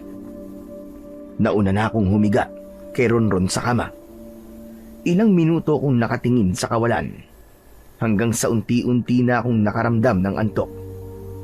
Hinayaan kong sumarado ang aking mga mata hanggang sa tuluyan na akong nakatulog. Habang natutulog ako, ay hindi ko inasahan. Nadadalawin ako ng lola ko sa aking panaginip. Nandun daw kami sa bahay namin. At nang lumapit siya sa akin, ay malakas niya akong dinagukan, kagaya ng ginawa niya sa akin nung buhay pa siya kapag meron akong ginagawang kalokohan. Pinagalitan ako ni lola sa panaginip ko. Sinabi niya na hindi ko dapat ginagamit ang pangalan niya sa panloloko sa mga tao. At bago matapos ang panaginip ko na yon, ay hinawakan ni lola ang mga kamay ko. May mga salitang lumabas sa bibig niya na hindi ko maintindihan. Doon na ako nagising. Napabalikwas ako. Tagaktak ng pawis ang aking muka at mabilis ang tibok ng aking puso. Grabe naman si Lola. Pati sa panaginip ko nagagawa pa rin niya akong batukan. Tulog na tulog pa rin si Ronron sa tabi ko. Nakanganga pa nga siya habang humihilik ng malakas. Bumangon ako at nagtungo sa kusina para doon uminom ng tubig. Babalik na sana ako sa kwarto nang may narinig akong kaluskos mula sa labas. Marahan kong binuksan ang bintana sa kusina at sumilip ako roon. Nakita ko si Amado na naglalakad habang may dalang lampara. Patungo siya sa masukal na bahagi ng kagubatan. Akala ko ba sabi niya delikado sa labas kapag gabi? Bakit siya nasa labas? Ano kayang gagawin ni Sir Amado? Napuno ako ng kuryosidad kung saan pupunta si Sir Amado at kung ano ang gagawin niya. Lumabas ako ng bahay mula sa pinto sa kusina at sinundan ko ang pinuntahan ni Amado. Napahinto ako nang nakita ko ang lampara na dala niya sa tabi ng isang puno. Luminga ako sa paligid at umasa ako na makikita ko siya. Pero nabigo ako. Biglang nawala. Saan kaya siya nagpunta? Tsaka, bakit niya kaya iniwan tong lampara dito? Naku, lagot. Hindi kaya may nangyaring masama sa kanya? Baka inatake siya nung sinasabi niyang mabangis na hayop dito sa gubat. Naku, Diyos ko, wag naman sana. Bigla akong kinabahan. Ang unang pumasok sa isip ko ay ang hanapin si Sir Amado at siguraduhin na ligtas siya. Tatakbo sana ako, pero may narinig akong malalim na paghingal sa aking kaliwa. Nagpunta ako ron dahil inakala ko na si Sir Amado ang naroon. Pero paghawi ko ng makapal na halaman, ay bumungad sa akin ang isang nilalang na noon ko lang nakita sa buong buhay ko. Ang katawan niya ay parang sa tao, pero ang mukha niya ay parang isang napakabangis na halimaw. Mahaba at matutulis ang kanyang mga kuko. Lumingon ang nilalang na yun sa akin hanggang sa sumigaw ako nang bigla niya akong sinugod. Umatras ako at nang akmang tatakbo na ako ay mataas siyang tumalon. Sinunggaban niya ako at napahiga ako sa lupa habang nasa ibabaw ko ang halimaw. Maawa ka! Huwag mo akong papatayin! Ayoko pa mamatay! Malakas na umangil ang nilalang. Ngumanga siya ng napakalaki at nagkaroon ako ng hinala. Nakakagatin niya ako. Mariin akong pumikit dahil hindi ko kayang makita kung paano babaon ang matutulis niyang ngipin sa katawan ko. Lumipas ang ilang segundo pero walang mga ngipin ang kumagat sa akin hanggang sa naramdaman ko na umalis ang nilalang sa ibabaw ko at narinig ko ang mabilis at mabibigat niyang mga hakbang papalayo. Pagbukas ko ng aking mga mata ay nakita ko ang nilalang na tumatakbo papalayo sa akin. Nagulat ako nang may kamay na humawak sa braso ko. Nataranta ko ng sobra. Alilimaw! Uy, pare, ako to! Hindi ako alimaw, pambira ka, oo. Hindi ako makapaniwala nang nakita ko si Ronron sa tabi ko. Tinulungan niya akong tumayo habang nanginginig ang aking buong katawan. Anak ng putya naman, Chong, oo. Ano ba nangyayari sa'yo? Nagising ako sa lakas ng sigaw mo, ah. Tama ka nga, hindi nga soundproof yung kwarto natin kasi narinig kita. Chong, Ronron, may nakita ko nakakatakot na nilalang eh. Para siyang halimaw. Grabe, sobrang nakakatakot siya. Ang akala ko nga papatayin niya ako eh. Pero hindi ko alam kung bakit bigla siya tumakbo. Grabe, ang lalaki ng pangil niya. Ang ibig mo ba sabihin inatake ka ng aswang? Aswang? Oo, aswang. Base kasi sa pagkakadescribe mo rin sa nilalang na sinasabi mo sa akin, sigurado ako na isa yung aswang. Oh, Chong, siguro nga tama ka. Aswang nga siguro yun. Diyos ko, mabuti na lang at hindi ka niya pinatay. Ang lakas mo talaga kay Lord, Chong. Bilib na ako sa'yo. Hindi ko nga rin alam eh. Ang akala ko talaga ay katapusan ko na kanina. Pero bigla na lang siyang umalis at tumakbo palayo. Tara na nga, Chong. Umalis na tayo rito. Baka mamaya ay biglang bumalik yung halimaw na yun. Inalalayan ako ni Ronron hanggang sa nakarating kami sa loob ng bahay. Nagulat kami nang nakita namin si Amado na pababa ng hagdan at huminto siya sa bandang gitna. Saan kayo galing na dalawa? Ha, Vincent? Hindi ba't sabi ko sa'yo ay delikado sa labas kapag ganitong oras? Sir Amado, pasensya na po kayo. Nakita ko po kasi kayo kanina sa labas eh. Nag-alala po ako sa inyo kaya sinundan ko po kayo. Tapos may nakita po akong aswang sa gubat. Inatake po niya ako pero bigla po siyang umalis eh. Malakas po ang hinala ko. Nang aswang na yun ang pumatay dun sa baboy ramo na nakita natin, sir. Ano ba't sinasabi mo? Nananaginip ka ba? Paano mo ako makikita sa labas? Nasa kwarto lang ako sa taas. Narinig ko lang na may nagbukas ng pinto kaya bumaba ako. Pero, sir, hindi ako maaaring magkamali. Kayo po talaga nakita ko sa labas. May dala pa nga po kayong lampara eh. Sigurado ako na namamalikmata ka lang. Bakit kasi hindi nyo kayang sundin ang simpleng utos ko? Para na rin yun sa kaligtasan nyo. Sige na, bumalik na kayo sa kwarto nyo. Pero sir, yung aswang po. Walang aswang sa lugar na ito. Huwag nyo nang ipilit ang isang bagay na wala namang katotohanan. Sige na, matulog na kayo.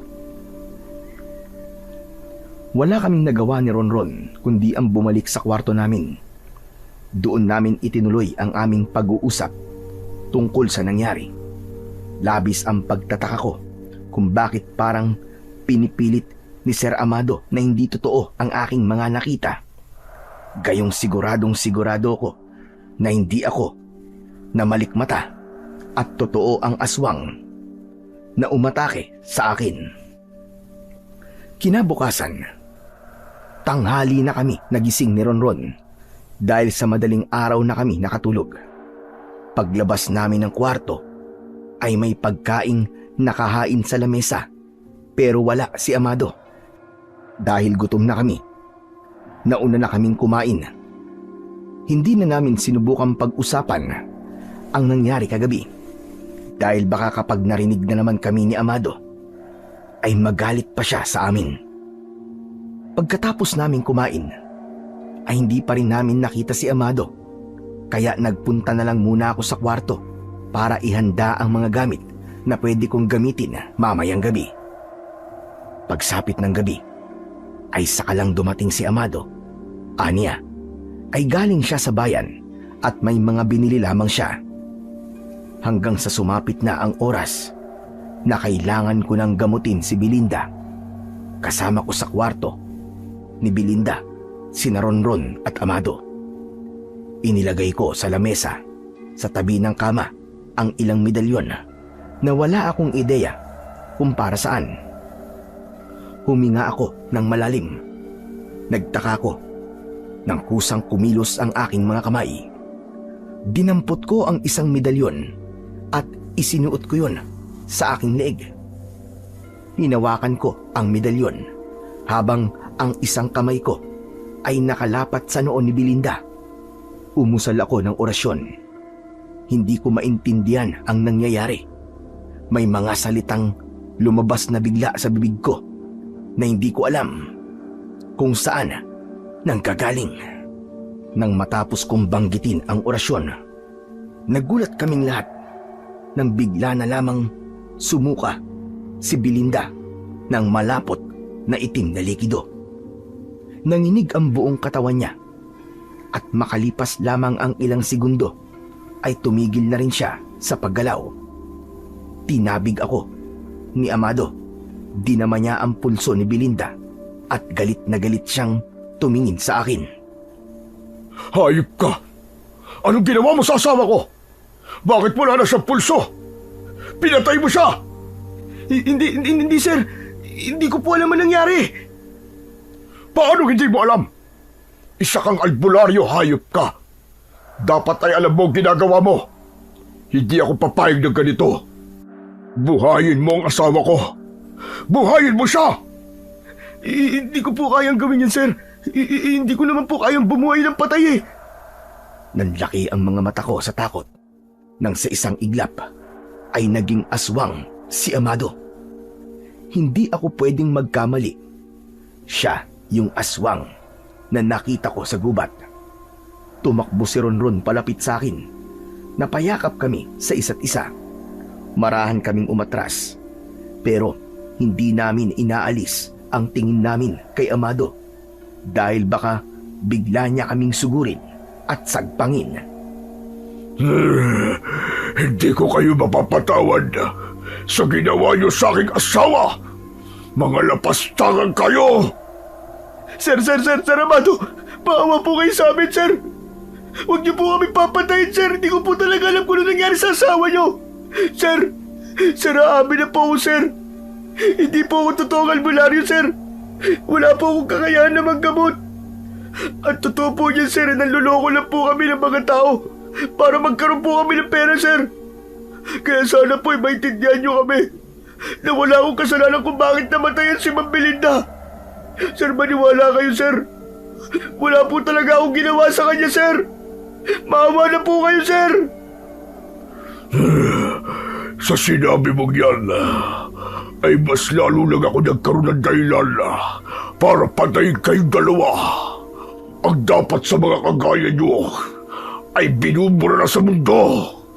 Mga manluloko! Hindi ko na hinintay na atakihin kami ng aswang na si Amado. Hinila ko ang kaibigan kong si Ronron palabas ng kwartong yon. Isinarado ko ang pinto at saka kami tumakbo paibaba. Walang lingon-lingon kaming lumabas ng bahay at tinahak namin ang madilim na kagubatan. Anak ng putya naman, Tiyongo. Ano bang pumasok sa utak mo? At inamin mong hindi ka tunay na albularyo? Akala ko kasi may isip niya na wala akong kinalaman sa pagkamatay ng asawa niya. Kapag nalaman niya yun, malay ko bang mas lalo siya magagalit? At malay ko ba na aswang pala siya? Tiyong, anak ng putya, tignan mo. Nakasunod yung aswang sa atin. Huwag kang lumingon. Basta tumakbo lang tayo ng tumakbo. Bilisan mo!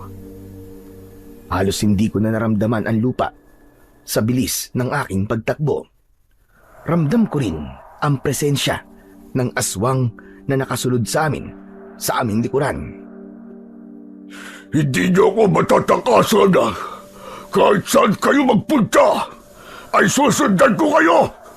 Papatayin ko kayong mga manloloko kayo!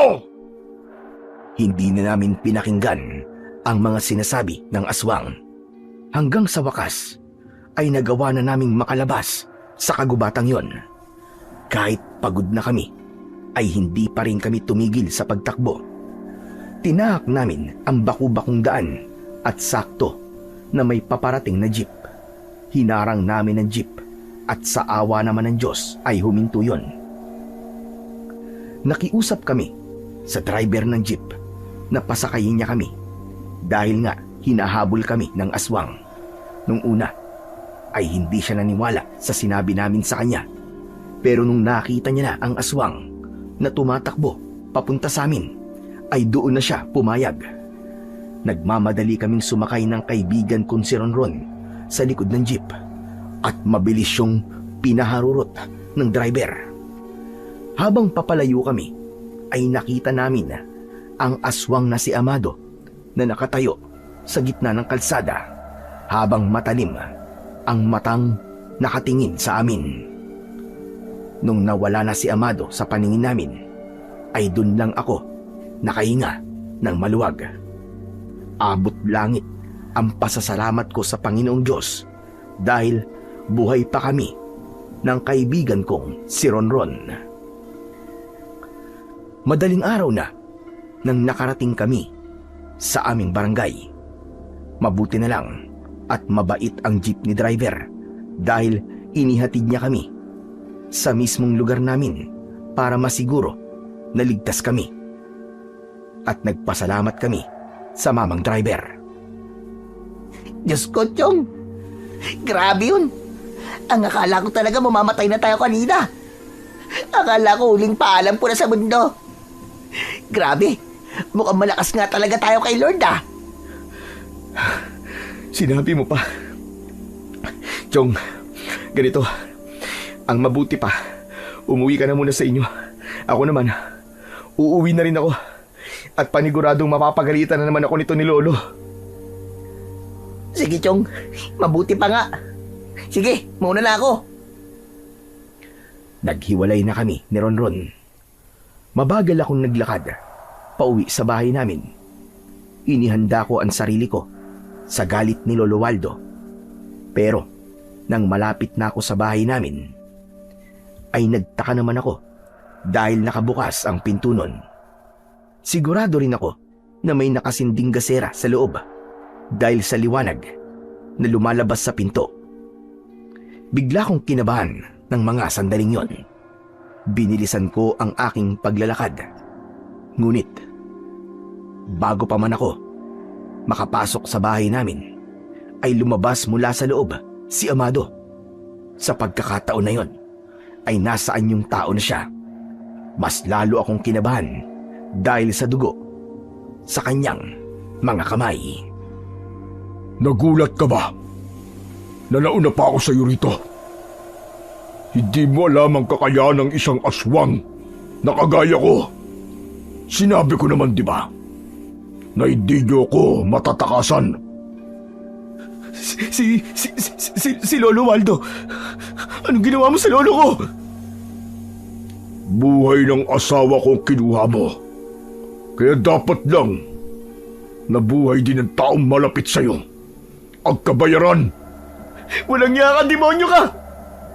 Hindi mo na dapat pandinamay ang lolo ko sa galit mo sa akin. Oo, nagsinungaling ako sa'yo, inaamin ko yun.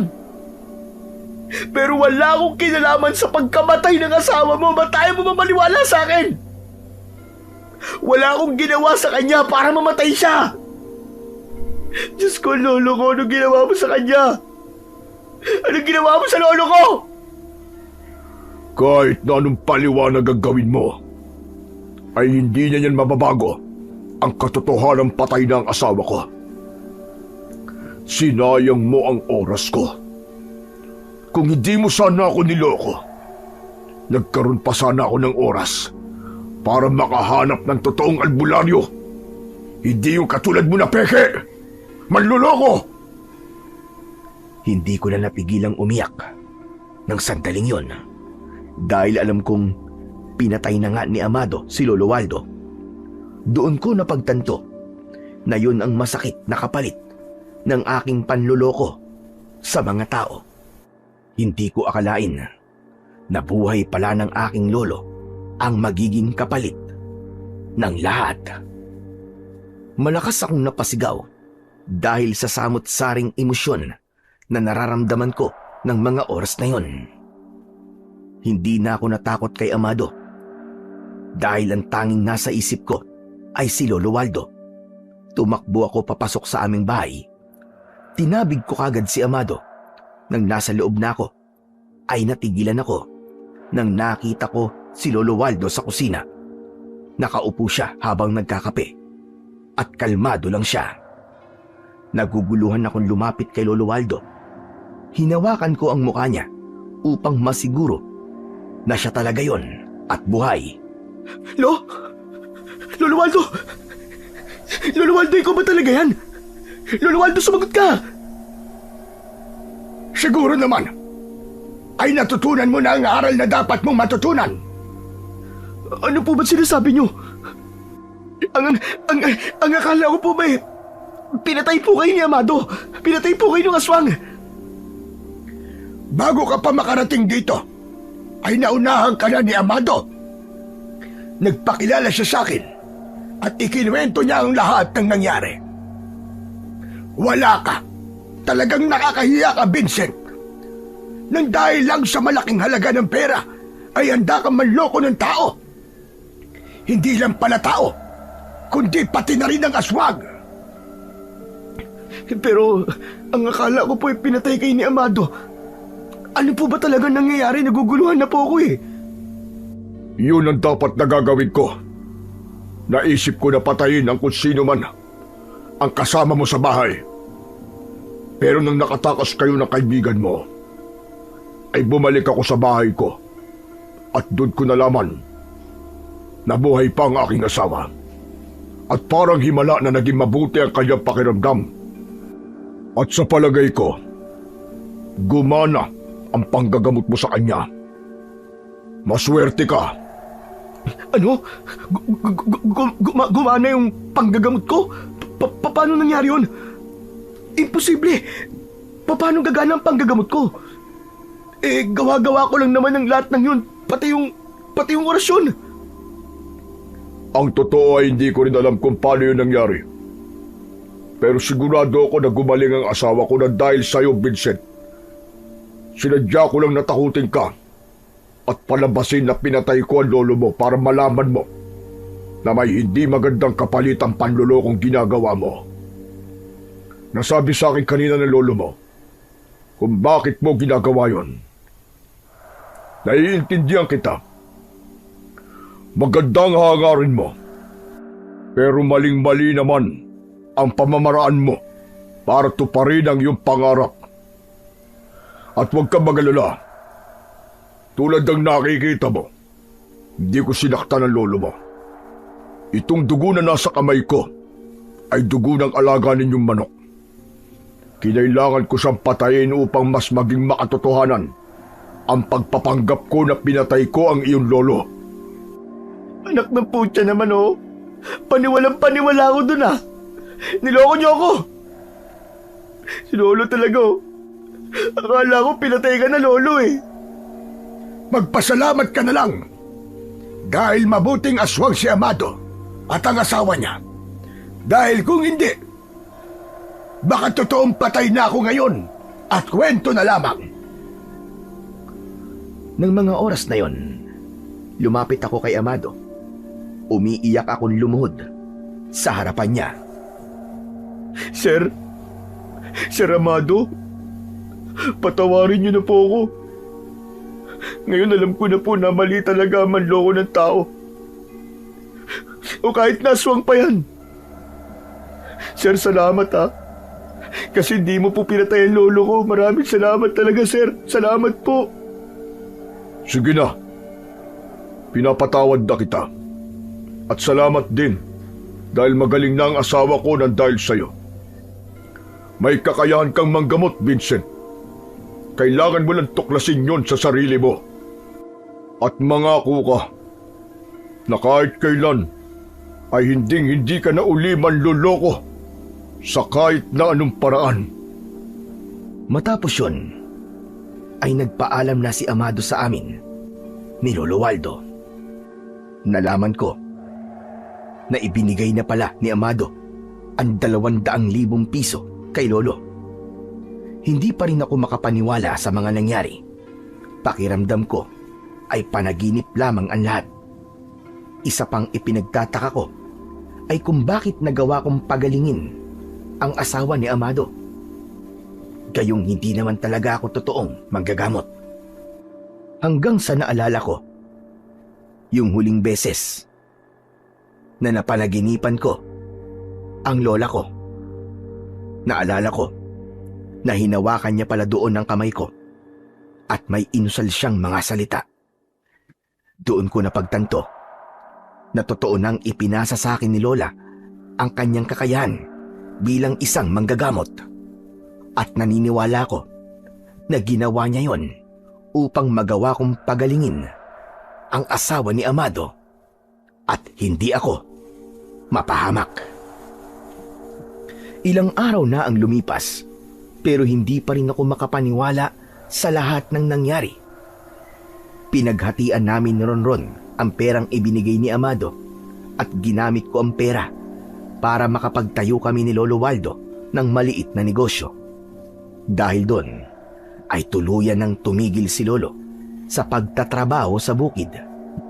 At dahil nasa akin na ang kakayahan ni Lola sa panggagamot, ay itinuloy ko na ang aking pagiging albularyo. Bumalik din kami ni Ronron sa pag-aaral at nangako kami sa isa't isa na hindi na kami manloloko para lamang magkapera. Naging malinaw sa akin na ang panloloko para sa pera ay isang bagay na unti-unting sumisira sa pagkatao ng isang tao. Malaki rin ang posibilidad na ito ang magdadala sa iyo sa isang malaking kapahamakan. At hindi ko rin akalain na isang aswang ang magtuturo sa akin na mas masarap ang mabuhay nang wala kang niloloko at lumalaban ka ng patas. Mas masarap pala talagang kumita ng pera sa paraang marangal at wala kang tinatapakan na ibang tao. Ang panloloko at panlalamang sa kapwa ay isa sa pinakamasasamang gawain na maaaring gawin ng isang tao, sapagkat hindi lamang nito sinasaktan ang ating niloloko, kundi winawasak din ito ang ating dangal, reputasyon at tiwala ng mga taong nasa paligid natin na maaaring madamay sa ating maling gawain. Ang panloloko ay maituturing na rin na pagnanakaw, isang gawain na hindi kailanman nagdudulot ng tunay na kabutihan. Bagkus ay nagbubukas ng pinto sa kapahamakan, panganib, at sa ilang pagkakataon ay maaaring humantong pa sa pagkawala ng buhay. Hindi rin natin alam kung sino ang ating niloloko, maaaring tao o maaaring kampon ng kadiliman na magdadala sa atin sa pinakamatinding trahedya ng ating buhay. Kaya't nararapat lamang na matuto tayong lumaban ng patas at mamuhay ng may integridad. Sa ganitong paraan, gaano man kaliit ang ating kinikita, masasabi nating ito'y bunga ng marangal na paggawa. Walang nilalamangan at walang tinatapakang tao. Sa huli, ang gantimpala ng pagiging tapat ay ang kakayahang maglakad ng taas noo. May kapayapaan sa puso at may pagmamalaking tayo'y namumuhay sa tuwid at makatarungang landas. Sabi nga sa unang Tesalonika, Kabanata 4, Talata 6, huwag kayong mandaya sa isa't isa, sapagkat ang Panginoon ang maghihiganti sa lahat ng gumagawa ng ganitong kasamaan. Maraming salamat po sa inyong walang sawang suporta at pakikinig sa aking mga YouTube channel. Sana po ay pagpalain po tayong lahat ng Diyos na may kapal.